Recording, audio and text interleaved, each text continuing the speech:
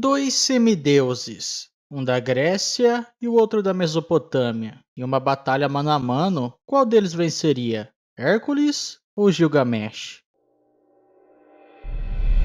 Os tópicos dessa rinha serão os mesmos das outras batalhas, com uma pequena diferença. Antes de começar a comparação, eu vou explicar um pouquinho sobre cada um, até porque eu não vou usar o Gilgamesh da Marvel e nem o Hércules da Disney. Os tópicos serão força, sabedoria e inteligência, velocidade, utensílios e suporte, poderes e habilidades, resistência, origem e feitos. Lembrando sempre que as lutas ao vivo acontecem toda sexta-feira às 8 horas, lá no site roxo. O meu nome deve estar aparecendo aí na tela. Segue lá.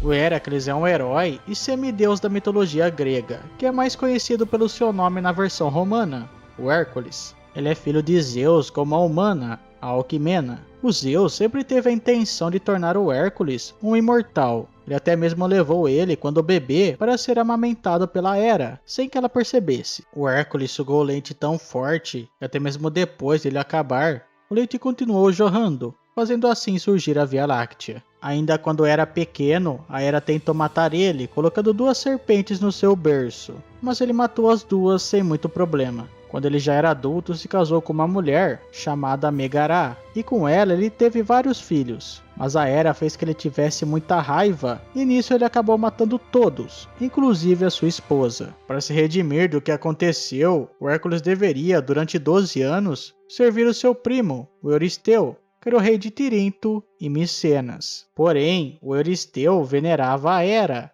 e lhe daria trabalhos para o Hércules com a intenção de matá-lo, e alguns desses trabalhos serão usados aqui no vídeo.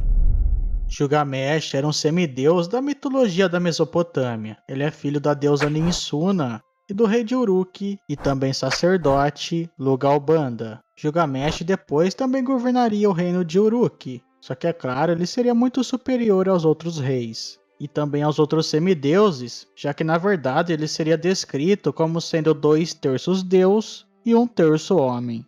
Os deuses, uma vez, perceberam que o Gilgamesh estava passando dos limites, então enviaram para enfrentá-lo o Enkidu, que era um homem criado entre os animais. A batalha entre os dois foi muito grande, mas depois se tornaram amigos, e aí começam as suas aventuras. E é claro que algumas delas eu vou comentar aqui no vídeo. O Hércules era dotado de uma força imensa. Desde criança ele já demonstrava isso, seja matando as serpentes ou através da criação da Via Láctea. E quando ele já era adulto, em um de seus 12 trabalhos, que era roubar as maçãs do Jardim das Hespérides, ele pediu para que o Atlas pegasse as maçãs. Enquanto isso, o próprio Hércules ficaria segurando o céu, ou o mundo, depende da versão que você está vendo. O Atlas até pensou em deixar o Hércules no seu lugar, mas ele acabou sendo enganado pelo herói. Ele também separou os montes Calpe e Ábila, criando assim o Estreito de Gibraltar. Gilgamesh, é claro, também tinha uma força sobre-humana. Na luta contra o Enkidu, o soco dado pelos dois faziam tremer cidades inteiras. Essa força foi a responsável por fazer ele vencer várias batalhas, até mesmo aquela contra o Gugalana, o Touro Celestial, que era o marido de Ereshkigal, que ele e o Enkidu enfrentaram e venceram. Porém, nenhum dos feitos de força do Gilgamesh superam os do Hércules. O Hércules não é nenhum idiota. Algumas vezes ele teve algumas ideias para resolver os seus trabalhos, como por exemplo, quando ele foi limpar os estábulos do rei Álgias. Ele desviou o fluxo de 2 rios, o Alfeu e Peneu, e eles lavaram os estábulos. Porém, mais de uma vez, para resolver os problemas, quem teve a ideia foram outras pessoas. Na batalha contra a Hidra, quem teve a ideia de queimar os tocos após cortar as cabeças foi o Lolaos, o sobrinho do Hércules. E também na captura do javali de Eremanto, que o Quiron deu a ideia de fazer ele correr sobre a neve e cansar o animal assim. Gilgamesh reinou em Uruk por muito tempo, mostrando assim que ele deve ter muito conhecimento, tanto em batalha quanto em liderança. Apesar de ser chamado de arrogante e tirânico algumas vezes, é descrito como sendo um rei bem sensato. Um exemplo da sua inteligência é quando ele conseguiu enganar o Umbaba, que é o guardião da floresta. Ele oferece 7 presentes em troca de 7 auras. mas era uma armadilha e Umbaba acaba caindo. Gilgamesh ataca ele várias vezes, fazendo o guardião pedir misericórdia. Os dois, como semideuses, muito provavelmente têm uma velocidade sobre-humana. No caso do Gilgamesh, eu não achei nenhum feito muito relevante, porém, com o Hércules, no seu trabalho que era capturar a corça de Cirineia, ele teve que perseguir ela durante 1 ano, e era um animal que diziam ser mais rápido que uma flecha, e ainda acertou ela na perna. Ponto pro Hércules.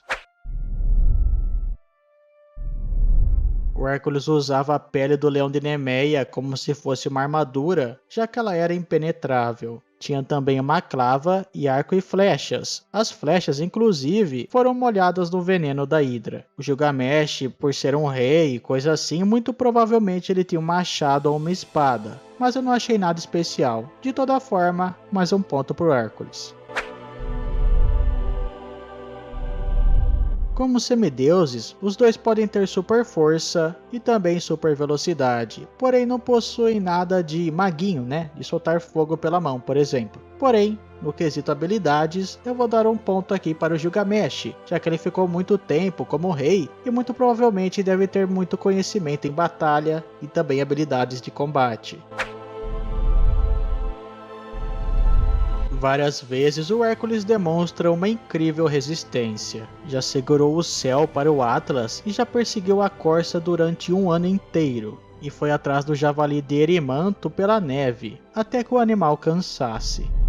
Já o Gilgamesh tem um feito negativo nessa parte, e eu vou contar a história para vocês. Mais pro fim da sua jornada, o rei começou a procurar pela imortalidade. Isso porque depois que Enkidu morreu, ele começou a ter medo da morte. Durante essa aventura, ele enfrentou muita coisa, até chegar em um sábio imortal. Utnapishtim, que era o homem que enfrentou o dilúvio que matou toda a humanidade, ganhou de presente dos deuses a imortalidade. Tudo o que o rei queria. Porém, depois de uma conversa, o sábio conseguiu convencer o rei de que ele não deveria mais procurar por isso, porque era algo incontornável. Mas antes disso, ocorreu um desafio. O sábio prometeu para o Gilgamesh que se ele ficasse 7 noites e 6 dias sem dormir, ele daria a tão sonhada imortalidade. Mas o Gilgamesh não consegue, então ele percebe que nesse caso ele não deixaria de ser igual aos outros homens. Eu não estou levando em consideração nem o fato da imortalidade,